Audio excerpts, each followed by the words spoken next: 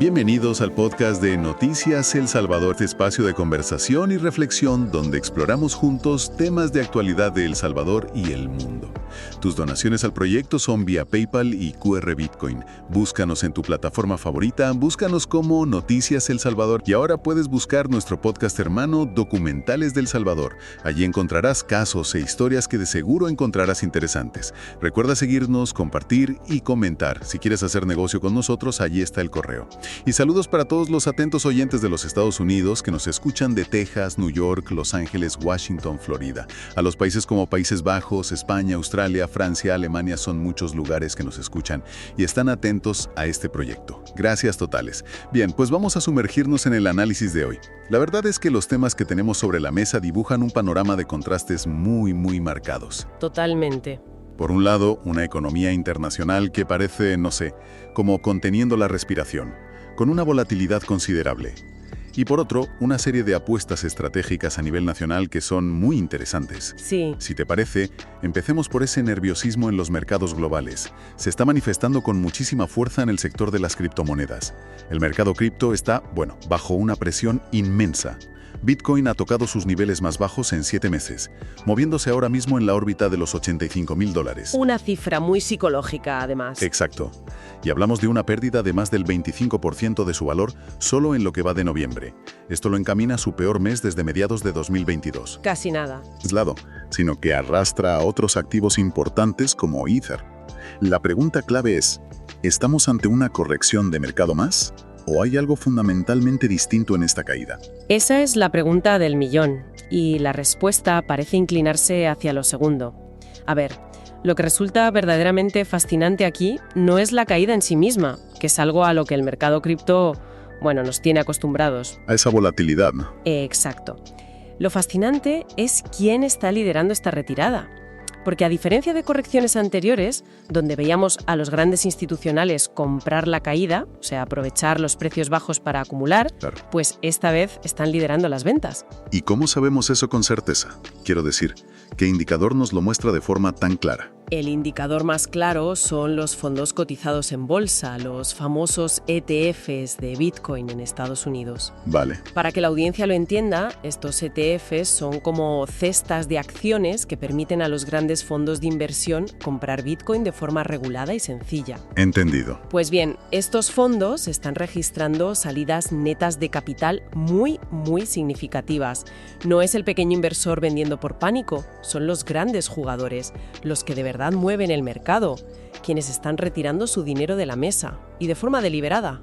Entiendo. Entonces, más que un veredicto sobre la tecnología de Bitcoin en sí, podríamos interpretarlo como un movimiento estratégico de los grandes capitales. Quizás están, buscando liquidez porque ven nubarrones en otras partes de la economía mundial. Has dado en el clavo, es una señal de aversión al riesgo a gran escala. En un entorno de incertidumbre global, los inversores institucionales tienden a deshacerse de sus activos más volátiles, como las cripto, para refugiarse en opciones más seguras. El dólar, el oro, lo de siempre. Lo de siempre. Y desde un punto de vista técnico, esto pone a Bitcoin en una situación delicada. Los analistas estamos vigilando niveles de soporte clave, que son como suelos psicológicos para el precio. ¿Cuáles serían esos niveles? Pues mira, si se pierde el soporte de los $85,000 de forma sostenida, los siguientes niveles a observar son los 80.000 y, en un escenario ya más adverso, la zona de los 77.400. Uf. Perder esos umbrales podría desencadenar una cascada de ventas automáticas y, agravar la caída considerablemente. Sin embargo, no todo es pesimismo. Veo que algunas proyecciones, como las de Standard Chartered, sugieren que podría haber una recuperación hacia final de año. ¿Cómo encaja eso en este panorama de retirada institucional? Encaja en la idea de que esto podría ser una purga necesaria.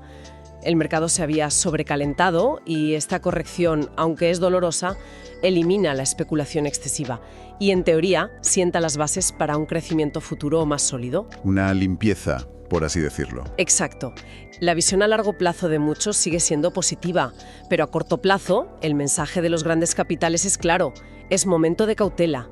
Y esta cautela, esta aversión al riesgo que vemos en los activos digitales, tiene un reflejo casi perfecto en el mundo físico de la geopolítica. Es una transición perfecta, la verdad, porque mientras los inversores intentan evitar pérdidas financieras, las naciones intentan evitar desenlaces catastróficos. Y ahora mismo, la presión sobre Ucrania es máxima. Máxima. El presidente Trump, según informan las fuentes, ha señalado que un acuerdo de paz con Rusia es inminente y ha lanzado lo que suena directamente a un ultimátum a Kiev. Así es. La propuesta que está sobre la mesa, al parecer, implicaría concesiones territoriales por parte de Ucrania a cambio del fin de las hostilidades. Y el presidente Trump ha sido muy directo, Ha instado a una decisión rápida, idealmente antes del Día de Acción de Gracias. Y con una frase con peso: el invierno será frío. Muchísimo peso. Es una forma muy clara de decir que el tiempo y las condiciones juegan en contra de Ucrania si no aceptan. El propio presidente Zelensky se enfrenta a una elección que él ha calificado de muy complicada. Describe la situación como aceptar 28 puntos difíciles y perder la dignidad, o arriesgarse a perder el apoyo de su principal aliado, que es Estados Unidos. Es que si conectamos esto con el panorama general de aversión al riesgo, lo que estamos viendo es a Estados Unidos tratando de limitar su exposición a un conflicto que es prolongado, es costoso y es impredecible. Claro, reducir su propio riesgo. Exacto. Y la disyuntiva para Zelensky es brutal. Aceptar un plan que socava la soberanía de su país o enfrentarse a un invierno que puede ser devastador, con enormes riesgos humanitarios y militares, pero esta vez con un apoyo internacional mucho más incierto. Es una posición de negociación extraordinariamente precaria. Precarísima. Cualquier opción tiene un coste inmenso. Y las tensiones no se limitan a Europa. En nuestro propio continente vemos otro tipo de presión. La Administración Federal de Aviación de Estados Unidos ha emitido un aviso de seguridad, un NOTAM, para todo el espacio aéreo de Venezuela. Esto suena a algo más que una simple advertencia técnica, ¿no? Oh, definitivamente. La emisión de un NOTAM de esta magnitud es una herramienta de presión diplomática y de seguridad muy potente. No es una medida que se tome a la ligera para nada. ¿Qué implica en la práctica? Pues alerta de un entorno de seguridad riesgoso por el aumento de la actividad militar. En la práctica, esto aísla a un país por aire. Obliga a todas las aerolíneas comerciales a desviar sus rutas, lo que incrementa enormemente los costes y los tiempos de viaje. O sea, no afecta solo a los vuelos directos a Venezuela. Del Caribe. Es un golpe logístico y económico considerable.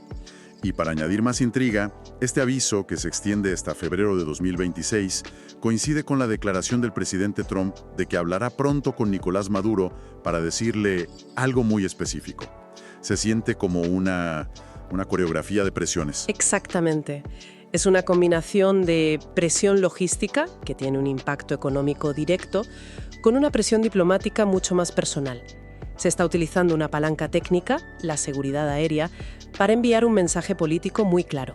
Y crea una capa adicional de incertidumbre en una región que ya es de por sí compleja. Otra manifestación de cómo las grandes potencias gestionan los riesgos en el tablero global. Es un panorama global realmente complejo el que se está configurando. Antes de analizar cómo El Salvador se está posicionando en medio de todo esto, permítanos hacer una breve pausa para recordar a nuestra audiencia que este proyecto se mantiene gracias a su apoyo.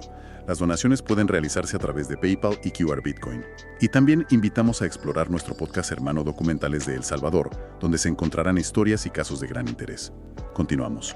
Y aquí es donde la narrativa, la verdad, da un giro interesante. Porque mientras en el escenario mundial vemos este repliegue hacia la seguridad y la gestión del riesgo, sí, en El Salvador, las noticias parecen apuntar en la dirección contraria, a una estrategia de atracción de inversión y apuestas tecnológicas de muy alto perfil. El Ministerio de Economía ha anunciado estudios para abrir nuevas zonas francas en la zona oriental. Y este anuncio no llega en el vacío, Se enmarca en un contexto de cifras muy positivas. Hablamos de un crecimiento del 118% en la inversión extranjera durante el primer semestre de 2025. Que es una cifra enorme. Es una cifra enorme. La estrategia de las zonas francas es un manual clásico de desarrollo económico. Ofreces incentivos fiscales y regulatorios para atraer capital, generar empleo, fomentar las exportaciones. El verdadero reto, por supuesto, está en la ejecución. En que funcione bien. Y en asegurar que los beneficios se extiendan más allá de los límites de esas zonas. A esto se suma otra pieza clave de infraestructura: El Banco Interamericano de Desarrollo ha aprobado un financiamiento de $195 millones para modernizar el Aeropuerto Internacional de El Salvador. ¿Qué tan importante es esto en el gran esquema de las cosas? Es fundamental. La infraestructura logística es la columna vertebral de cualquier economía que aspire a ser competitiva globalmente. Y modernizar un aeropuerto internacional no es solo poner asientos más cómodos o mejorar las tiendas. Claro, va más allá.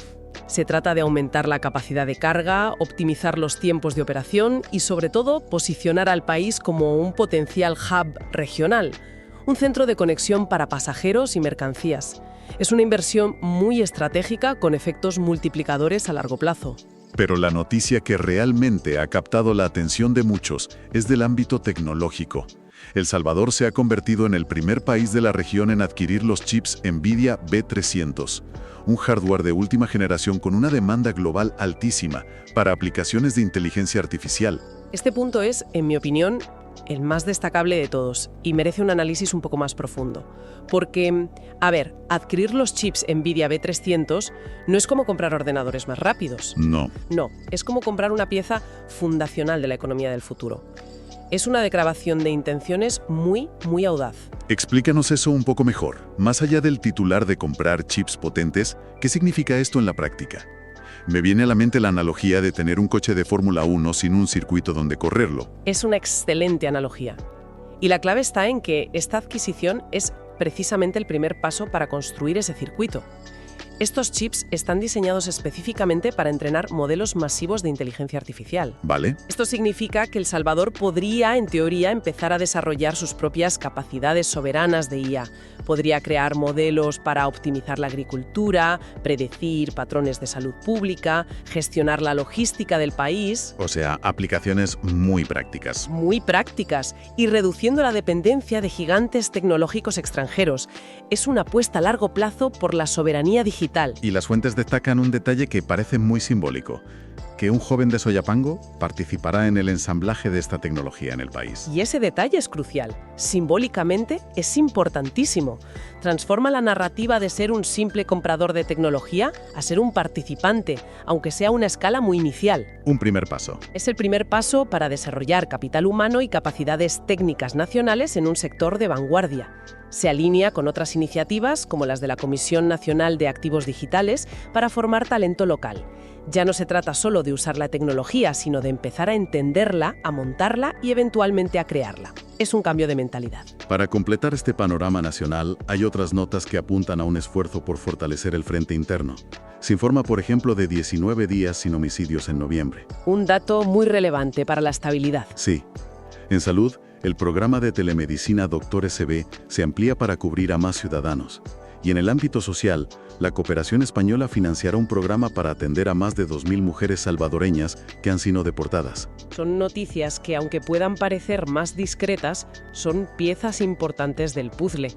La estabilidad social y la seguridad son el cimiento sobre el cual se pueden construir estas apuestas económicas y tecnológicas tan ambiciosas. Totalmente. Sin esa base, la inversión a largo plazo, tanto nacional como extranjera, se vuelve mucho más difícil de sostener.